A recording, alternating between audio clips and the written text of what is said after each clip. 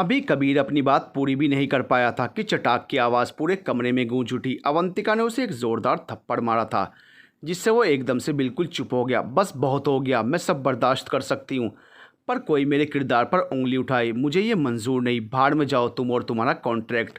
मैं जा रही हूँ, अवंतिका ने चिल्लाते हुए गुस्से में कबीर से कहा और दरवाजे की तरफ बढ़ गई।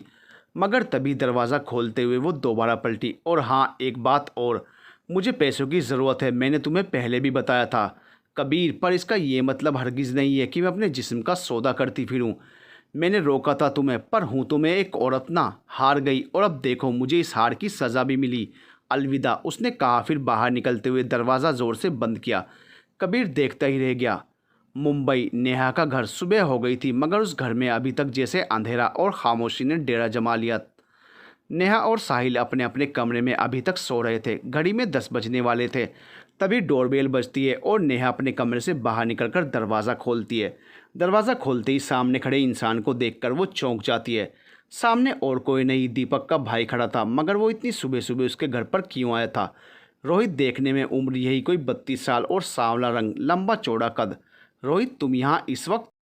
नेहा अभी बोल ही रही थी कि तभी डोरबेल की आवाज़ सुनकर साहिल भी आंखें मलते हुए अपने कमरे से बाहर आते हुए बोला, कौन आया है इतनी सुबह सुबह? नेहा। साहिल की आवाज़ सुनकर नेहा और रोहित ने एक साथ पलटकर उसे देखा और तभी साहिल ने भी उसे देखा। उसकी तो जैसे नींद ही खुल गई थी सामने खड़े शख्स को देखकर। ये कौन है? रोहित ने नेहा से पूछा। रोहित, ये वो साहिल है, मेरे साथ ही रहता है, नेहा ने बताया। तब तक साहिल उन दोनों के पास पहुंच चुका था। उसने उसके पास पहुंचते ही रोहित से सवाल किया, मेरी छोड़ो, तुम कौन हो ये बताओ, और यहाँ इतनी सुबह क्यों आए हो? सुबह नहीं, घड़ी देखो, 10 बजने वाले हैं मिस्टर, रोहित ने अकड़ कर कहा। तो साहिल को उसकी बातें बिल्कुल भी अच्छी नहीं लगी। वो नेहा की तरफ मुड़ा। कौन है ये नमूना? उसने अब नेहा से पूछा, जो खुद हैरानी से उसे देख रही थी। ये रोहित है, मैंने बताया था ना, दीपक का भाई। नेहा ने जब उसे कहा तो साहिल ने चौंक कर कभी उसे तो कभी रोहित की तरफ देखा। ओ ओके, फिर वो अपने कमरे में चला गया। नेहा को साहिल का ये अंदाज समझ में नहीं आया। वो रोहित के साथ अंदर आ गई और उसे सोफे पर बैठने के लिए कहा।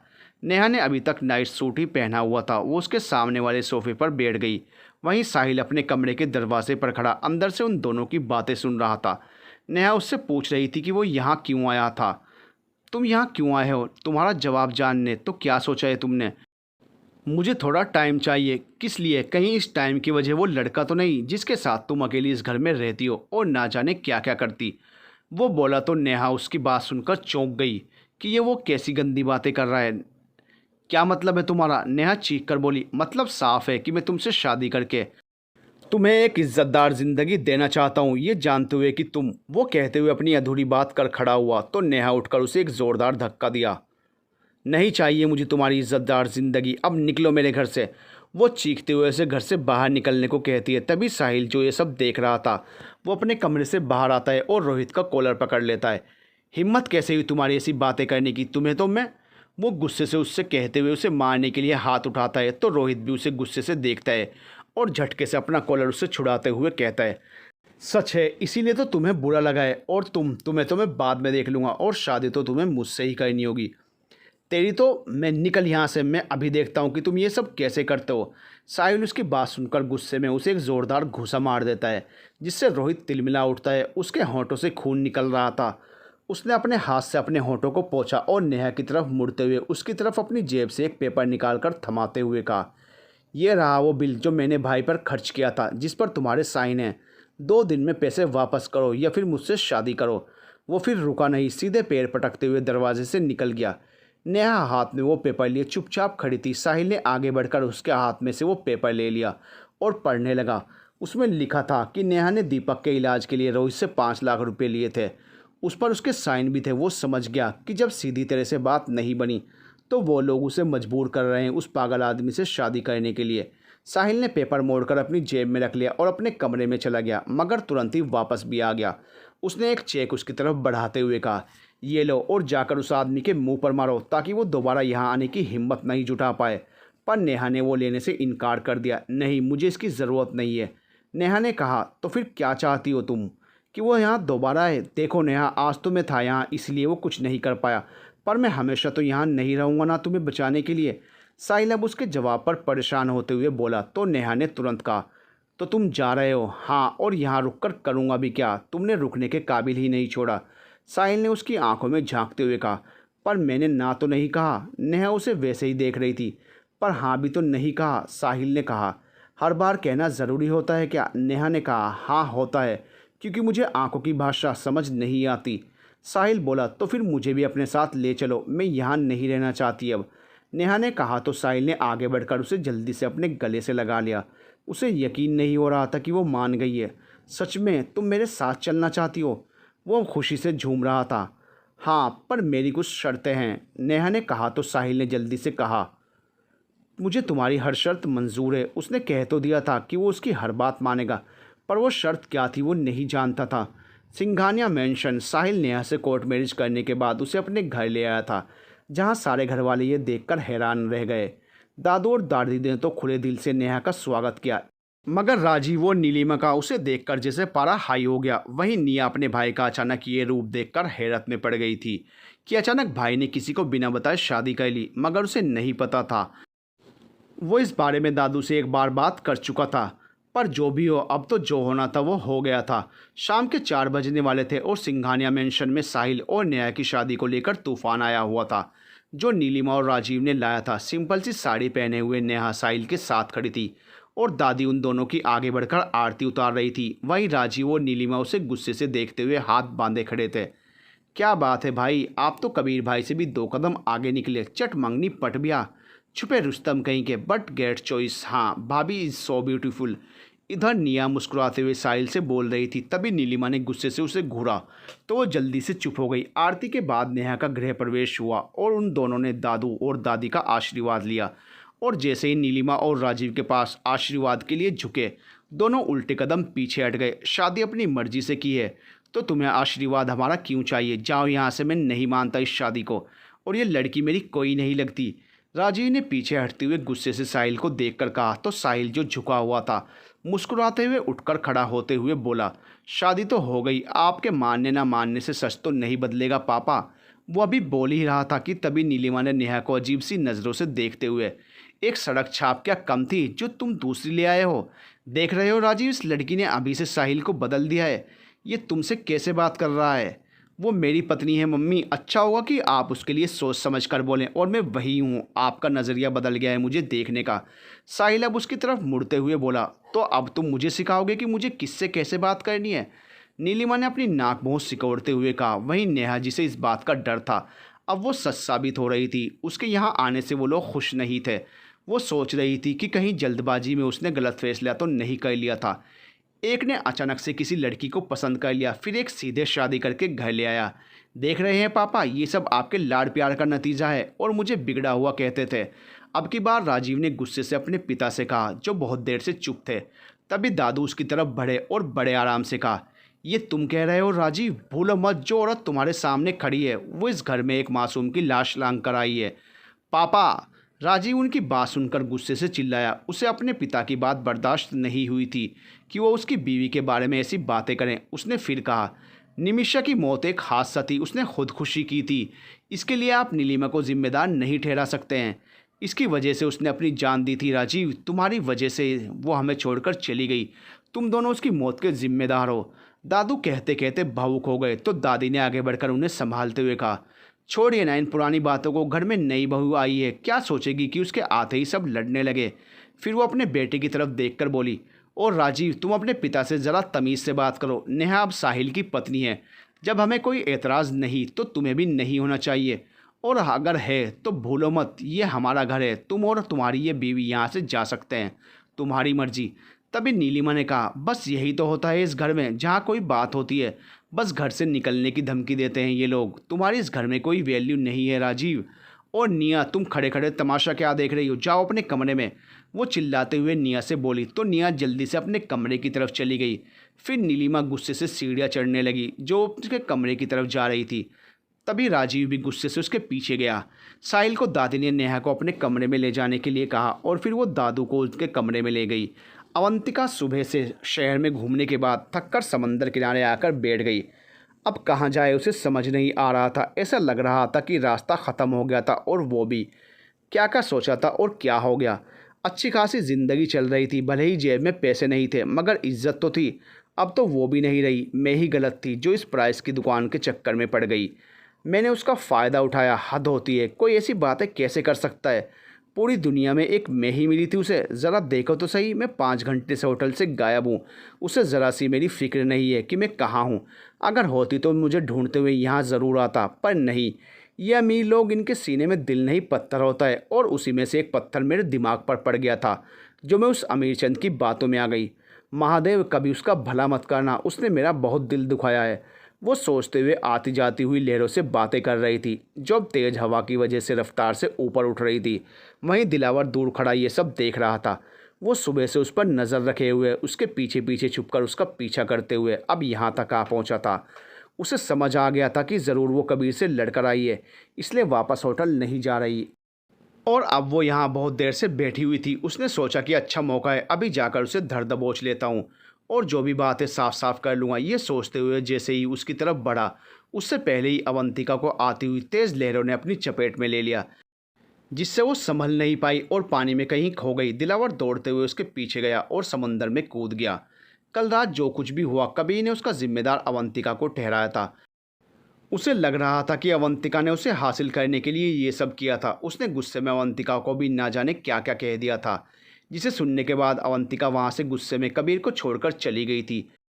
कबीर को लगा कि कुछ घंटों में जब उसका गुस्सा शांत हो जाएगा तो वो वापस आ जाएगी, मगर अब तो उसे गए हुए 4-5 घंटे होने वाले थे। उसका कोई पता नहीं था। उसने अपना फ़ोन भी रूम में ही छोड़ दिया था और नाइट सूट में ही बाहर निकल गई थी।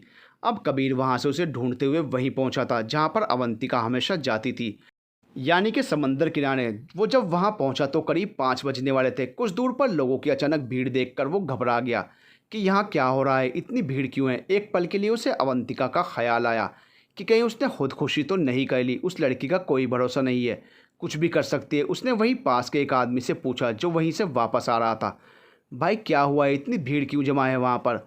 उस आदमी ने पहले पलटकर पीछे की तरफ देखा, फिर कबीर से कहा, वो वहाँ पर कोई लड़की खुदकुशी करने गई थी समुंदर में, पर एक आदमी ने उसे बचा लिया है, पर अभी तक उसे होश नहीं आया है, इसलिए वहाँ भीड़ लगी है। वो आदमी कहकर आगे बढ़ गया और कबीर उसकी बात सुनकर उस तरफ दौड़ते हुए भागा। उसके दिमाग में बस एक ही बात थी कि बस वो अवंतिका ना हो। जब वो भीड़ को हटाते हुए वहाँ पहुँचा तो उस लड़की का चेहरा देखकर हैरान रह गया। वो और कोई नहीं, अवंतिका ही थी। उसे एक आदमी होश में लाने की कोशिश करते हुए उसके पेट को बार बार दबा रहा था, जिससे उसके मुंह से थोड़ा थोड़ा पानी निकलकर बाहर आ रहा था। वो आदमी दिलावर था। अवंतिका बेहोश थी और कबीर उसे नहीं पहचानता था। अवंतिका, वो चिल्लाते हुए उसके पास पहुंचा तो दिलावर पीछे हट गया। आप जानते हैं इसे कौन है ये लड़की? मैं यहाँ से गुजर रहा था तो ये डूबते हुए मुझे दिखी, तो मैंने इसे बचाया, दिलावर ने अनजान बनते हुए पूछा। तो कबीर, जो बहुत घबराया हुआ था, अवंतिका की हालत देखकर उसने कांपते हुए होंठों से कहा, ये मेरी बीवी है, इसे होश क्यों नहीं आ रहा है? उसने कहते हुए अवंतिका के गालों को थपथपाया। शायद पानी ज़्यादा पीने की वजह से ये होश में नहीं आ रही है, दिलावर ने बताया। अवंतिका, आंखें खोलो, open your eyes, I am sorry, wake up, वो कह रहा था, पर अवंतिका वैसे ही बेसुध पड़ी थी। कबीर ने फिर उसके सीने पर सर रखकर उसकी हार्ट बीट चेक की। इसकी हार्ट बीट मूव कर रही है, फिर ये आंखें क्यों नहीं खोल रही है? उसने कहते हुए उसके होंठों पर अपने होंठ रख दिए और उसे मुंह से ऑक्सीजन देने लगा। वहीं दिलावर ने यह सब देखकर अपनी मुट्ठियां गुस्से से बींच ली।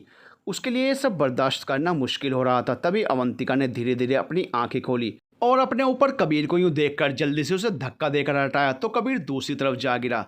वहां मौजूद सब लोग ये देखकर हंसने लगे। तुम्हारी जान बचा रहा था और क्या, थैंक गॉड तुम ठीक हो। मुझे तो लगा कि मैंने तुम्हें खो दिया हमेशा के लिए। वो उठते हुए वापस उसके गले लगते हुए बोला, तो अवंतिका ने उसे झटके से खुद से अलग किया। इस तरह से जान बचाते हैं, इससे तो अच्छा था मैं मर जाती। प्राइस की दुकान, हटो, मुझे जाने दो, नहीं तो कल फिर दूसरा इल्ज़ाम लगा दोगे मुझ पर। वो कहते हुए उठकर जाने लगी, मगर सर चकराने की वजह से तुरंत लड़खड़ाते हुए गिरी। मगर कबीर ने तभी उसे अपनी बाहों में संभाल लिया, जिस पर उसने हैरानी से उसकी तरफ देखा। वो सोच रही थी कि क्यों बचाया उसने मुझे। हादसा ही सही, वो मर गई होती तो सारी कहानी ही ख़त्म हो जाती, मगर नहीं, वो जिंदा थी और कहानी तो अब शुरू हुई थी। उसने वहाँ पर मौजूद दिलावर को देख लिया था, जो अभी तक उन दोनों को देख रहा था। उसने पानी में डूबते हुए भी जब उसकी आंखें बंद हुई थी तब भी दिलावर का चेहरा उसने देखा था। उसे लगा था शायद मरने वाली थी, इसीलिए वो सपना देख रही थी, मगर नहीं, वो हकीकत थी। उसकी ज़िंदगी में वो वापस लौट कर आ गया था। पर इतना शांत क्यों था? कबीर ने उसे संभालते हुए वापस चलने के लिए कहा। तो वो उसके साथ आगे बढ़ गई। तभी कबीर ने उसे गोद में उठा लिया। वहीं दिलावर गुस्से में ये सब देख कर रहा था, मगर शांति से वहाँ से चला गया। कबीर अवंतिका को लेकर वापस होटल आ गया था। घड़ी में शाम के 6 बजने वाले थे। अवंतिका ने अभी तक भीगे हुए कपड़े पहने हुए थे, जबकि कबीर ने आने के तुरंत बाद ही चेंज कर लिया था, जो उसे गोद में उठाकर लाते वक्त भीग गए थे। जब वो वॉशरूम से बाहर निकला तो अवंतिका वैसे ही गुस्से से बेड पर बैठी, दोनों हाथों का आपस में बांधे उसे घूर घूर कर देख रही थी। तुमने चेंज नहीं किया अभी तक? अवंतिका, कपड़े बदलो वरना तबीयत खराब हो जाएगी।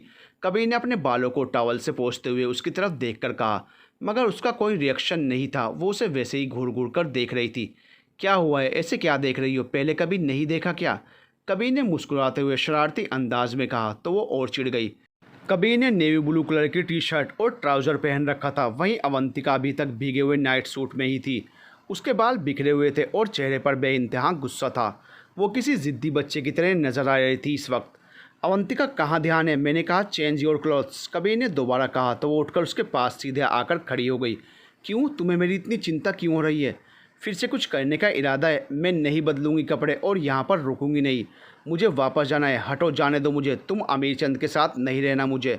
वो बोलते हुए उसे धक्का देकर आगे बढ़ी ही थी कि कबीर ने उसका हाथ पकड़कर उसे रोक लिया। तो उसने चौंक कर उसे पलट कर देखा। अब क्या है? जाने दो मुझे। भूलो मत कि मैं तुम्हारी असली बीवी नहीं। ये सिर्फ एक डील थी जिसके रूल्स तुमने तोड़े हैं कबीर। रूल्स ख़त्म तो डील भी ख़त्म। अब जाने दो मुझे। उसने कहते हुए झटके से अपना हाथ कबीर के चंगुल से छुड़ाया तो कबीर उसके सामने आकर खड़ा हो गया। देखो, बहस बाद में कर लेना, पहले कपड़े चेंज कर लो। पिछले 1 घंटे से तुम इन गीले कपड़ों में घूम रही हो। कबीर ने उसका हाथ पकड़कर उसके हाथों में बेड पर रखे कपड़े पकड़ाते हुए कहा, मगर अवंतिका ने उन्हें वहीं पर फेंक दिया। मैं नहीं बदलूंगी कपड़े, सुना तुमने? नहीं। और तुम होते कौन हो मुझे हुक्म देने वाले? अवंतिका ने गुस्से से कहा, I am your husband miss Jhansi की रानी। चलो कपड़े उठाओ और चेंज करके आओ। कबीर ने फिर कहा, नहीं, कभी नहीं, मुझे जाना है, हटो तुम। अवंतिका ने उससे कहते हुए उसे हटाकर आगे बढ़ गई और दरवाज़ा खोलने लगी बाहर जाने के लिए, मगर दरवाज़ा लॉक था। वो चौंक कर कबीर की तरफ पलटी, जो दोनों हाथों को आपस में बांधे खड़ा उसे देखकर मुस्कुरा रहा था। तुमने दरवाज़ा लॉक कर दिया है ना? बताओ चाबी कहाँ है? मैं यहाँ एक पल भी नहीं रुकने वाली। अवंतिका ने गुस्से से कहा और कमरे की टेबल की दराजों में चाबी ढूंढते हुए वो कबीर को भी देख रही थी। वो वैसे ही साइलेंट पोज में खड़ा उसे देख रहा था। उसके बाद अवंतिका ने कमरे की अलमारी से लेकर हर जगह देख लिया, मगर चाबी उसे नहीं मिली और वो गुस्से से पागल हो रही थी कि कबीर क्यों उसके साथ ये सब कर रहा है, आखिर क्यों और क्या चाहता था वो उससे। वो सोच ही रही थी कि तभी कबीर चलते हुए उसके पास आया। ढूंढ लिया, नहीं मिली चाबी और मिलेगी भी नहीं। अब जाओ, जाकर चेंज करके आओ। कबीर ने कहा तो अवंतिका ने नहीं में सिर हिलाते हुए कहा, नहीं, मुझे चाबी दो, मुझे जाना है। देखो, कमरा लॉक है, ना बाहर से कोई अंदर आ सकता है और ना अंदर से कोई बाहर जा सकता है। इसलिए कह रहा हूँ, मेरी बात मानो and change your clothes. Kabir ने उसकी तरफ झुकते हुए कहा तो अवंतिका ने उसका सर उठाकर उसे खुद से दूर करते हुए कहा, अगर नहीं किया तो क्या करोगे तुम? वो उसे उसी के अंदाज में देख रही थी। उसकी बात सुनकर कबीर ने उसे ऊपर से लेकर नीचे तक पहले देखा, फिर मुस्कुराते हुए बोला, कल तुमने ही कहा था ना कि एक औरत मर्द से नहीं जीत सकती, तो फिर जाओ, जाकर चेंज करो, वरना मुझे मजबूरन तुम्हारे साथ ज़बरदस्ती करनी होगी। कबीर की बात सुनकर अवंतिका का मुंह खुला का खुला रह गया। वो कैसे ये सब बोल सकता था? तुम ऐसा नहीं कर सकते मेरे साथ।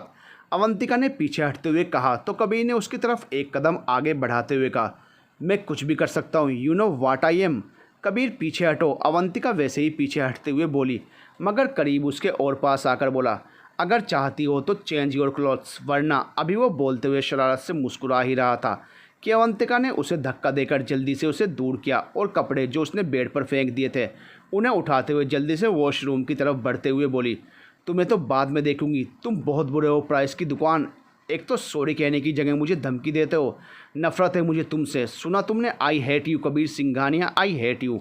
वो अंदर जाते हुए तेज़ी से दरवाज़ा बंद करते हुए बोली, जिससे कबीर ने उस तरफ देखा। ये दरवाज़ा सिंघानिया मेंशन के दरवाजे जितना मजबूत नहीं है, इतनी ज़ोर से बंद करोगी तो टूट जाएगा और तुम्हारी मुश्किल बढ़ जाएगी मिस अवंतिका।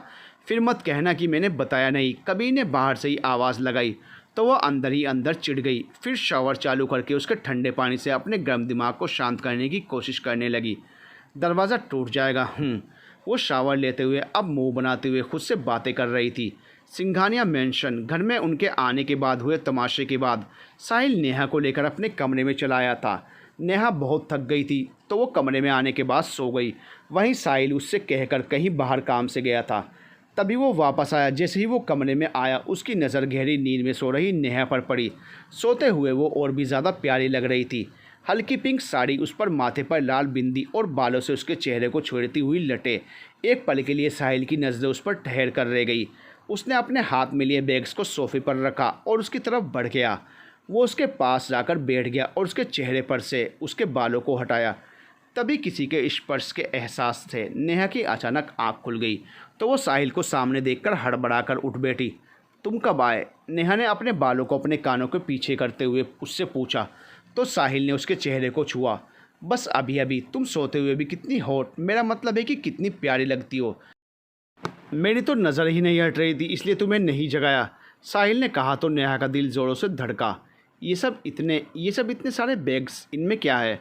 नेहा ने सामने सोफे की तरफ देखकर पूछा जिस पर बहुत सारे शॉपिंग बैग्स रखे थे जो साहिल लेकर आया था। तुम्हारे लिए हैं, साहिल ने मुस्कुराते हुए कहा तो वो चौंक कर बोली, मेरे लिए क्या है इसमें? इसमें तुम्हारे लिए नए कपड़े हैं मेरी जान, साहिल ने कहते हुए वो बैग्स उठाकर नेहा को थमा दिए।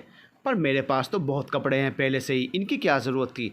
नेहा ने उन बैग्स को देखकर पूछा और उनसे कपड़े निकालकर देखने लगी। फिर कहा, तुम इन्हें वापस कराओ। नेहा ने वो बैग्स उसे वापस थमा दिया।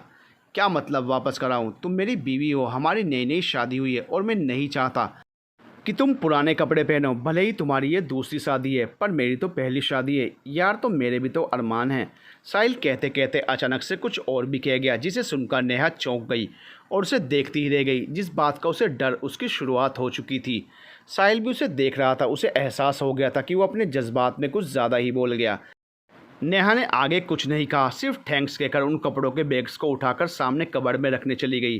तभी साहिल उसके पीछे आया। वो समझ गया था कि नेहा को उसकी बातों ने चोट पहुंचाई है और उसके कबर्ड बंद करते ही साहिल ने उसे पीछे से अपनी बाहों में भर लिया, जिस पर नेहा हैरान और स्तब्ध खड़ी रह गई। आई एम सॉरी, मेरा वो मतलब नहीं था यार, मैं तो बस अपनी फीलिंग्स शेयर कर रहा था। पता नहीं कैसे बात जुबान से फिसल गई।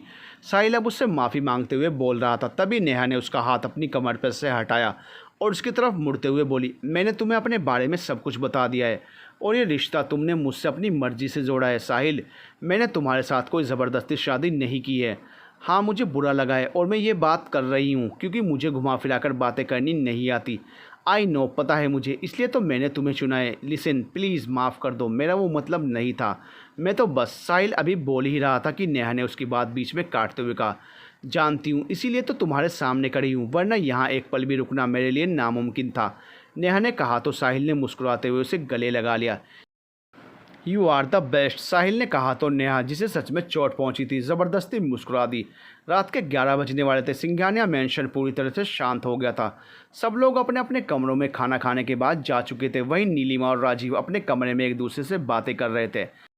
नीलिमा राजीव को उसके बेटों और उसके पिता के खिलाफ भड़का रही थी। दादू ने साहिल और नेहा की शादी एक्सेप्ट कर ली थी, जिसकी वजह से नीलिमा बिल्कुल भी खुश नहीं थी। उसे इस बात का गुस्सा आ रहा था कि इतने सालों में उन्होंने उसे आज तक अपनी बहू के रूप में नहीं स्वीकारा और नेहा को एक ही दिन में अपनी बहू मान लिया, जबकि साहिल ने बिना किसी को बताए नेहा से अचानक शादी की थी और उसे घर भी ले आया था। वो एक बेहद चालबाज औरत थी जिसने इस घर में आने के लिए बहुत सी साजिश रची थी और उसमें कामयाब भी हुई। तभी तो वो आज राजीव की पत्नी थी। मगर सब कुछ पाने के बाद भी उसके हाथ में कुछ भी नहीं आया था, क्योंकि सारी प्रॉपर्टी के मालिक दादू थे और उनके मरने के बाद कबीर उनका वारिस बनने वाला था। मैं कह रही हूँ राजीव, जिस तरह का बिहेवियर तुम्हारे पापा तुम्हारे साथ करते हैं, मुझे तो लगता है कि तुम उनकी सगी औलाद नहीं हो। तुम्हें जैसे सड़क पर से उठा कर लाए थे। नीलिमा राजीव को बोल रही थी, जिसे सुनकर राजीव चौंक गया कि वो क्या कह रही है। उसने उसका हाथ पकड़कर उसे अपने करीब किया। उसे लगा कि शायद वो कुछ ज़्यादा ही डिस्टर्ब है, इसलिए ऐसी बातें कर रही है। तो वो उसे समझाते हुए बोला, ऐसी बात नहीं है यार, पापा शुरू से ही कड़क मिजाज रहे हैं। राजीव की बात सुनकर नीलिमा ने अपना हाथ झटकते हुए उससे छुड़ा लिया और उठकर बैठने के बाद साइड टेबल लैंप को ऑन कर दिया, जिससे कमरे में उजाला छा गया। फिर उससे कहा, सिर्फ जब बात तुम्हारी आती है तभी तक, वरना उन दोनों पोतों के लिए तो कभी ऐसा नहीं कहा। किसे धोखा दे रहे हो तुम राजीव, मुझे या फिर खुद को? तुम्हें अपनी और मेरी ज़रा भी केयर नहीं है कि हमारा आगे क्या होगा। आज तुम्हारे पिता इस सब जायदाद के मालिक हैं, कल वो कबीर को अपना वारिस बना देंगे। साहिल कबीर का सगा भाई है तो उसके साथ तो कभी कुछ गलत नहीं करेगा, पर निया उसका क्या? कभी सोचा है हमारे जाने के बाद उसका क्या होगा? वो हमारी बेटी है, मगर कबीर के लिए उसकी स्टेप सिस्टर ही रहेगी। इतिहास गवाह है कि सौतेले रिश्ते कभी अपने नहीं होते हैं। राजीव सिंघानिया, पैसा और प्रॉपर्टी में इंसान सब भूल जाता है। जो लोग आज ऐसे हैं, जाने कल कैसे होंगे, तुमने कभी सोचा है? तुम्हें बस अपनी फिक्र है। कभी कभी तो मुझे लगता है कि निमिषा ने मेरी वजह से नहीं, बल्कि तुम्हारी इन हरकतों की वजह से खुदकुशी की थी, और मैं सबसे बड़ी पागल थी जो तुम्हारे झांसे में आ गई और तुमसे शादी कर ली। अब तो मुझे लगता है कि मैंने अपनी ज़िंदगी की सबसे बड़ी गलती की है। नीलिमा बस कहती ही जा रही थी। वो आज अपने दिल की सारी भड़ास निकाल लेना चाहती थी। चुप हो जाओ प्लीज़, तभी राजीव ने उसे टोकते हुए कहा, मगर वो कहाँ चुप रहने वाली थी। तुरंत बोली, बस तुम्हें मुझे चुप कराना आता है, इसके अलावा तुमसे उम्मीद भी क्या की जा सकती है। पर मैंने जो कुछ आज कहा है उस पर ज़रा ठंडे दिमाग से सोचना कभी। नीलिमा ने गुस्से से एक नज़र उसके ऊपर डाली और लाइट्स ऑफ करते हुए दूसरी तरफ करवट बदलते हुए सो गई। कमरे में चारों तरफ अंधेरा फैल गया। राजीव अब उसकी कही हुई बातों के बारे में सोचने पर मजबूर हो गया था और कुछ देर तक चुपचाप ही बैठा रहा, फिर सो गया। वहीं नीलिमा धीरे से शातिराना तरीके से मुस्कुराई और आंखें बंद कर ली। साहिल का कमरा। आज उसकी और नेहा की शादी के बाद पहली रात थी। वो बहुत खुश था नेहा को अपनी ज़िंदगी में पाकर। वहीं दादू ने भी इस रिश्ते को कबूल करते हुए उससे कहा था कि जैसे ही कबीर वापस आता है वो उन दोनों की एक छोटी सी सेरेमनी करके उनकी शादी सबके सामने अनाउंस कर देंगे। फ़िलहाल के लिए वो भी खुश थे कि साहिल भी अब अपनी ज़िंदगी में आगे बढ़ रहा है।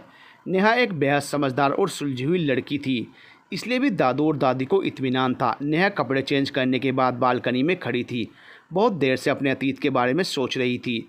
उसकी पहली शादी उसकी मर्ज़ी से हुई थी, जिसका एक्सपीरियंस कुछ अच्छा नहीं रहा, और इतने सालों बाद जब फिर से उसके ससुराल वालों ने उसे तंग करना शुरू किया, तो ऐसे में उसे साहिल के रूप में उम्मीद की एक किरण नज़र आई थी। उसे पता था कि साहिल उसे लेकर बहुत पजेसिव है, मगर आने वाले कल में क्या है, उसे ये सोचकर डर भी लगता था, क्योंकि कभी कभी हम जिसे मोहब्बत समझ लेते हैं वो अट्रैक्शन साबित होती है जो वक्त पर ख़त्म भी हो जाती है। साहिल ने रोहित को सारी रकम देते हुए नेहा को उसके चंगुल से आज़ाद करवा दिया था और जा भी रहा था, मगर नेहा ने उसे रोक लिया था। आखिर वो भी ज़िंदगी में अब आगे बढ़ना चाहती थी, जो दीपक के जाने के बाद रुक गई थी, और अब वो उससे शादी करके उसकी पत्नी की हैसियत से उसकी ज़िंदगी में आ गई थी। पता नहीं मैंने सही फैसला किया है या गलत, पर मेरे पास और कोई रास्ता नहीं था। ये दुनिया बहुत बुरी है। यहाँ एक अकेली लड़की का जीना आसान नहीं, ऐसे में उसे एक सहारे की ज़रूरत होती है, और तुम मेरे लिए वही सहारा हो साहिल। मुझे तुमसे मोहब्बत नहीं है, पर नफ़रत भी नहीं है। अभी वो खुद में खुद से बातें ही कर रही थी। साहिल ने आकर उसके कमर में हाथ डालते हुए उसे पीछे से पकड़ लिया तो वो चौंक गई। मेरी जान, क्या हुआ? यहाँ क्यों खड़ी हो? आज हमारी फर्स्ट नाइट है। मुझे तो नींद ही नहीं आ रही है। अजीब सी हलचल मची हुई है मन में, बहुत गंदी गंदी फीलिंग आ रही है।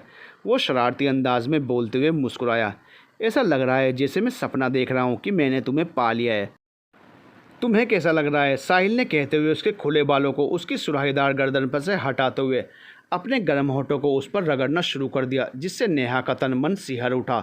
तो वो उसे अचानक हटाते हुए पलटी, जिस पर साहिल ने हैरानी से उसे देखा कि इसे क्या हुआ। क्या हुआ? मैंने कुछ गलत किया? उसने पूछा तो नेहा को समझ नहीं आया कि वो उससे क्या कहे, कि वो अभी इन चीज़ों के लिए तैयार नहीं है। नहीं नहीं, मेरा वो मतलब नहीं था, नेहा ने कहा। तो साहिल ने दोबारा उसकी कमर में हाथ डालते हुए अपनी तरफ खींचकर करीब करते हुए उसकी आंखों में झांकते हुए कहा, तो फिर क्या मतलब था, बताओ मुझे। वो कहते हुए उसके और करीब आता जा रहा था। उसके और नेहा के चेहरे के बीच बस कुछ फासला बचा हुआ था। नेहा के होंठ कांप रहे थे, उसके खुले बाल हवा की वजह से उलझ रहे थे, और वो भी। वहीं साहिल के लब उसकी तरफ बढ़ते जा रहे थे। फिर उसने जैसे ही उसे किस किया तो नेहा ने अपनी आंखें बंद कर ली, मगर तभी ना जाने उसे क्या हुआ, उसने उसे खुद से दूर करते हुए कहा, मुझे नींद आ रही है, गुड नाइट। वो आगे बढ़ी तो साहिल ने उसका हाथ पकड़कर उसे रोक लिया और दोबारा आगे बढ़कर उसे पीछे से गले लगाते हुए बोला, पर अभी तो तुम्हें नहीं आ रही थी। मुझे पता है कि तुम क्या सोच रही हो। डोंट वरी, मैंने तुमसे शादी तुम्हारा जिस्म हासिल करने के लिए नहीं की। लिसन मिसेज नेहा साहिल सिंघानिया, जब तुमने मुझसे कहा ना कि मुझसे शादी के लिए तुम तैयार हो, तो मैं सच में बहुत खुश हुआ था, मगर हैरान भी था। और जब तुमने कहा कि तुम्हारी कुछ शर्तें हैं, तभी मैं समझ गया था सब कुछ। अब घबराओ नहीं, अब तो हमें सारी ज़िंदगी साथ रहना है। बहुत रातें आएंगी, और ये पहली रात क्या होती है, जब तुम खुद मेरे प्यार को महसूस करते हुए मेरे करीब आओगी, वही हमारी पहली रात होगी। चलो अब चलकर सो जाओ, साहिल ने जब उससे कहा, और वो उसकी तरफ पलटी और उसके गले से लग गई। आई एम सॉरी, मैं सच में तुम्हें तकलीफ़ नहीं पहुंचाना चाहती थी, पर बिना प्यार के मेरे लिए ये सब करना आसान नहीं है, पर फिर मैं तुम्हें रोकूंगी नहीं, नेहा ने कहा। उसकी आंखों में आंसू थे तो साहिल ने उसके होंठों पर अपने हाथ रखते हुए कहा, तुम्हें लगता है कि मैं तुम्हारे साथ ये सब ज़बरदस्ती करूँगा? खुशी के लिए तुम्हें दर्द दूंगा? तुम सच में पागल हो, और मैं तुमसे भी बड़ा। शायद तुम मुझे अब तक नहीं जान पाई हो। ये साहिल तब तक तुम्हारा इंतज़ार करेगा जब तक कि तुम्हें मुझसे प्यार नहीं हो जाता, समझी मेरी जान? अब सोना है या रात भर ऐसे ही मुझे गले लगा कर गुजारनी है? साहिल की बातें सुनकर नेहा मुस्कुराते हुए उसे देखने लगी तो वो भी मुस्कुरा दिया। गोवा होटल। दिलावर वहाँ से आने के बाद बेचैनी से अपने कमरे में टहल रहा था। उसे यहाँ आए 12-13 दिन बीत गए थे, मगर वो चाहकर भी अवंतिका के करीब नहीं जा पाया था। और जब आज वो उसके इतने पास था तब अचानक कबीर वहाँ आ गया, फिर उसे वहाँ से ले गया। सिगरेट के कश लगाते हुए एक हाथ में ड्रिंक का गिलास थामे वो कभी मुंह से धुआं उड़ा रहा था तो कभी गिलास को होंठों से लगाकर उसे पी रहा था। जिद और जुनून से भरी हुई उसकी आंखों में अवंतिका का चेहरा तैर रहा था, जिसे उसने आज समंदर में डूबने से बचाया था। वो उसे बचाकर किनारे पर ले आया था और उसे होश में लाने की कोशिश कर रहा था। तभी कबीर वहाँ पहुँच गया और फिर उसने तुम्हारे होंठों को छुआ, खुद को तुम्हारा पति बताया, वो चिल्लाते हुए बोला और हाथ में पकड़ी हुई ड्रिंक की गिलास को पटक कर तोड़ दिया, जिससे वो चकनाचूर हो गया। आखिर क्यों किया तुमने ये सब? क्या कमी थी मुझ में जो तुमने इतना बड़ा कदम उठाया? अब जो भी हो, तुम वो नहीं रही जिससे मैंने जुनूनी इश्क किया था। शहर की चकाचौंध ने तुम्हें अंधा बना दिया है, मगर मैं अंधा नहीं हूँ, मुझे सब कुछ साफ साफ दिखाई देता है। अब की बार मेरा निशाना नहीं चुकेगा, याद रखना तुम। आर्या पार, वो खुद से कहते हुए दोबारा आगे बढ़ गया और टेबल पर रखी हुई बोतल में से दोबारा ड्रिंक बनाकर पीने लगा। वॉशरूम में शॉवर लेते हुए अवंतिका के सामने बार बार दिलावर का चेहरा आ जा रहा था। उसने आज उसे बहुत करीब से देखा था, इतने सालों बाद भी वो बिल्कुल भी नहीं बदला था। पर हैरानी की बात थी कि वो इतना शांत क्यों था। उसने उसे रोका क्यों नहीं? कबीर के साथ जाने से उसने क्यों नहीं बताया कि वो उसकी पत्नी थी? इतना तो तय है कि वो मुझे भूला नहीं है और यहाँ मेरे लिए ही वापस आया। फिर मुझे हासिल क्यों नहीं किया उसने? आखिर चल क्या रहा है उसके दिमाग में? मुझे ऐसा क्यों लग रहा है कि कुछ बहुत गलत होने वाला है? कहीं वो मेरी वजह से कबीर को चोट ना पहुँचाए। अवंतिका का मन में हज़ारों सवाल घर कर रहे थे जिनके जवाब उसे चाहिए थे। वो ना चाहते हुए भी बस उसके बारे में ही सोच रही थी। अवंतिका कपड़े चेंज करने के बाद कमरे में आई तो कबीर वहाँ नहीं था, मगर कमरे का दरवाज़ा वैसे ही बंद था। उसे लगा कि शायद वो यहीं कहीं होगा। उसने आगे बढ़कर सब जगह देख लिया, यहाँ की बालकनी में भी चेक किया, मगर कहीं भी नहीं था। इस वक्त कहाँ गया होगा ये प्राइस की दुकान? उसने सोचा वो बाहर गया है तो वो आराम से आकर बेड पर लेट गई। तभी दरवाज़ा खुलने की आवाज़ सुनकर वो चौंकते हुए उठकर उस तरफ पलटी तो कबीर अंदर आने के बाद दरवाज़ा बंद कर रहा था। अवंतिका ने उसे देखा मगर कहा कुछ नहीं, बल्कि दोबारा करवट बदलते हुए सोने लगी। मुझे इससे कुछ पूछना ही नहीं, उसने मन ही मन कहते हुए अपनी आंखें ज़ोर से बंद कर ली थी। तभी कबीर ने पीछे से उसे पुकारा, पूछोगी नहीं कि मैं इस वक्त कहाँ गया था? उसकी आवाज़ सुनकर अवंतिका ने वैसे ही जवाब दिया, नहीं, मुझे नहीं जानना है। मैं कौन होती हूँ तुमसे सवाल करने वाली? तो फिर मुझे ढूंढ क्यों रही थी? कबीर ने वॉशरूम और बालकनी का दरवाज़ा खुला हुआ देख कर कहा। मेरी क्या मत मारी गई है मैं तुम्हें ढूंढूं? अवंतिका ने वैसे ही सोए सोए कहा। इसका क्या मतलब होता है? वह वहाँ से उसके करीब आकर खड़ा हो गया और फिर अपने हाथ में लाया हुआ पैकेट टेबल पर रखते हुए बोला, इसका मतलब यह है कि मैं उस दिन मर न जाऊँ जो तुम्हें तलाश करूँ, समझ गए? अब मुझे सोने दो, मुझे नींद आ रही है। अवंतिका ने कहते हुए चादर खींचकर ओढ़ ली, मगर कबीर जाने की बजाय उसके सामने चेयर खींचकर बैठ गया तो उसने हैरानी से उसे देखा। अब क्या है? अवंतिका ने पूछा। कुछ नहीं, मैं बैठा हुआ हूँ, कबीर ने बेपरवाही से कहा। वो तो मुझे भी दिखाई दे रहा है, पर क्यों और किस लिए? जाकर सोते क्यों नहीं? अवंतिका ने कहा। मुझे नींद नहीं आ रही है, कबीर बोला। तो मेरी नींद क्यों हराम करने पर तुले हो? तुमने कहा कपड़े चेंज करो तो मैंने कर लिए, अब मुझे सोने दो वरना। अवंतिका कहते कहते वरना पर रुक गई तो कबीर ने पूछा, रोज़ जलने से अच्छा है कि तुमसे दूर रहूं? अवंतिका बोली और चादर से अपना चेहरा छुपा लिया, मगर कबीर वैसे ही बैठा रहा। उसने थोड़ी देर बाद जब उसके जाने का कोई एहसास नहीं हुआ तो दोबारा अपना चेहरा बाहर निकालते हुए पूछा, अब जा क्यों नहीं रहे हो कबीर? क्या हुआ है तुम्हें? पता नहीं, कबीर ने कहा। कबीर की बात सुनकर अवंतिका की तो जैसे अब नींद ही उड़ गई थी। पता नहीं अब ये क्या नया नाटक है तुम्हारा? अवंतिका ने उससे पूछा तो उसने आगे बढ़कर उसका हाथ पकड़कर उसे उठाया। उठो, पहले मुझे तुमसे कुछ बात करनी है और दिखाना भी है। कबीर के इस नए रूप को देखकर अवंतिका हैरान थी। आज वो कुछ अजीब बिहेव कर रहा था। वो उठकर बैठ गई। अब बोलो क्या बात है और क्या दिखाना है तुम्हें? अवंतिका ने पूछा। 1 मिनट रुको, कबीर ने उससे कहा और उठकर टेबल पर रखे हुए पैकेट में से एक बॉक्स निकालकर उसके सामने रख दिया। अवंतिका ने चौंक कर उसकी तरफ देखते हुए पूछा, इसमें क्या है? कोई बम वम तो नहीं है ना जिससे तुम मुझे उड़ाना चाहते हो? तुम्हारा कोई भरोसा नहीं, कभी थप्पड़ मार देते हो, कभी कमरे से निकाल देते हो, कभी इल्ज़ाम लगा देते हो, और अब ये कौन सी नई साजिश रचने वाले हो तुम? सच सच बताना, स्टार प्लस ज़्यादा देखते थे क्या? कहाँ से सीखा ये सब तुमने? तुम अपने घर में इकलौते नमूने हो कबीर, और मेरी ख़राब किस्मत जो मैं तुमसे टकराई। अभी वो बोलती ही जा रही थी कि कबीर ने उसके मुंह पर हाथ रखते हुए उसे चुप कराया, जो उस बॉक्स को खोल रहा था। अब साइलेंट हो जाओ, समझी? इससे ज़्यादा इंसल्ट मैं बर्दाश्त नहीं कर पाऊँगा। कबीर उससे बोला तो अवंतिका ने उसे पलकें झपकाते हुए देखा। एक पल के लिए दोनों की नज़रें मिली थी। फिर अवंतिका ने उसका हाथ जल्दी से हटाते हुए कहा, ठीक है, अब जल्दी बताओ, मेरा मतलब है दिखाओ, इसमें क्या है? उसने पहले कबीर को फिर उस बॉक्स की तरफ देखा। कबीर ने भी कहकर उस बॉक्स को खोलना शुरू किया तो उसमें रखा केक देखकर अवंतिका ने चौंकते हुए पूछा, केक? खोदा पहाड़ निकली चूहिया, ये क्या माजरा है? तुम अपनी लैंग्वेज नहीं सुधारोगी क्या? ये क्या, कभी आग तो कभी पहाड़ों चूहों की बात करती हो। कबीर ने उसे घूरते हुए कहा, वो सब छोड़ो, ये बताओ कि ये केक क्यों लाए हो तुम? कहीं इसमें तुमने कुछ मिलवाया तो नहीं है? कोई नशे की गोलियां या फिर कोई और जहर शहर? अवंतिका ने उससे पूछा तो कबीर ने अपना सर पकड़ लिया। तुम मुझे क्या समझती हो? इतना बुरा दिखता हूँ क्या मैं? देखने की बात ही मत करो तुम, गुलाब में अक्सर कांटे ही होते हैं।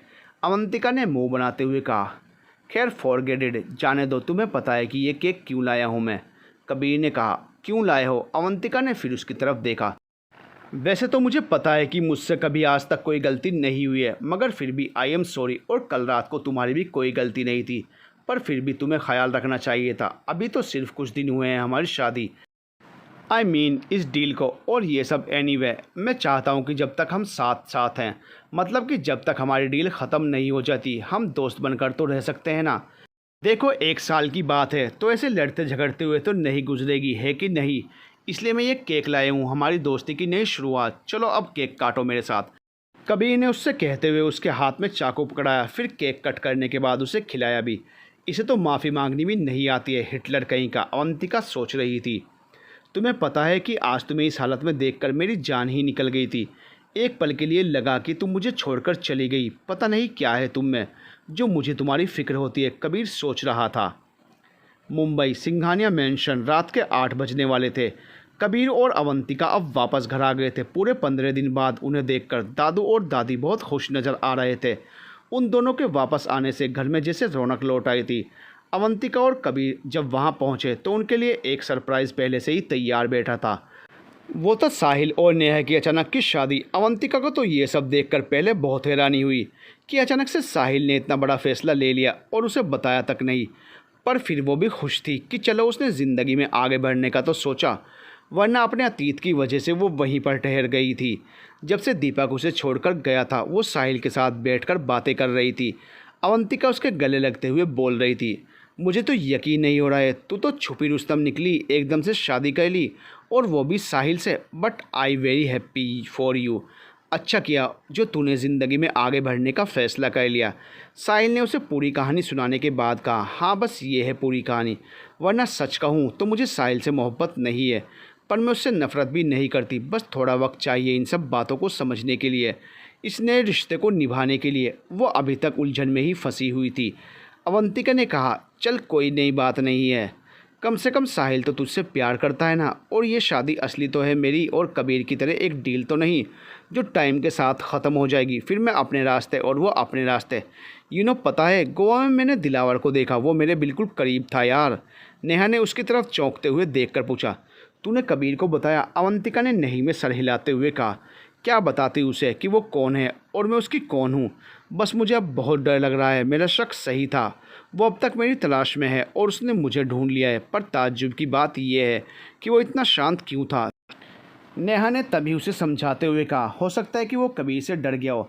अवंतिका ने तुरंत कहा, नहीं नेहा, वो दिलावर है और वो किसी से भी नहीं डरता, इतना तो मैं उसे जानती हूँ। नेहा ने पूछा, तो फिर आगे क्या करेगी तू अगर कबीर को सब पता चल गया तो? अवंतिका ने कंधे उचकाते हुए बेबसी से कहा, पता नहीं क्या होगा अब। दोनों ही दोस्त एक दूसरे से बहुत देर तक बातें कर रही थी। नेहा अवंतिका को सब कुछ ठीक हो जाएगा का हौसला देते हुए समझा रही थी। कुछ देर बाद सारे लोग हॉल में जमा थे और अवंतिका अपने साथ लाए हुए तोहफे एक एक करके सबको दे रही थी। नीलिमा और राजीव भी वहाँ पर मौजूद थे। कबीर अपने कमरे में आराम करने चला गया था, ये कहकर कि वो बहुत ज़्यादा थक गया है, पर अवंतिका से इंतज़ार नहीं हो पाया।